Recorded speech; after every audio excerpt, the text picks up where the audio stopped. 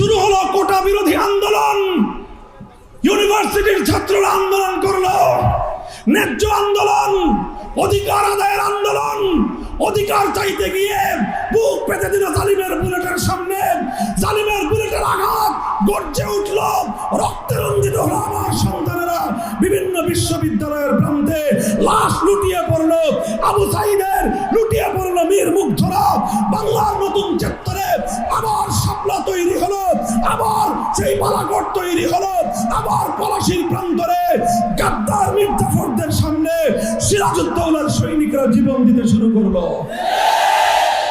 সর্বশেষ নিজের ভাইদের পাশে দাঁড়ানোর জন্য বেরিয়ে আসলো কলেজ থেকে, বেরিয়ে আসলো স্কুলের কোমলমতি ছেলেমেয়েরা, বেরিয়ে আসলো আলিয়া মাদ্রাসা থেকে, বেরিয়ে আসলো পঙ্গপালের মতো হযরত ঈসা আলাইহিস সালামের সাথে যোগদানকারী ইমাম মাহদীর সৈনিকদের কারখানা কওমে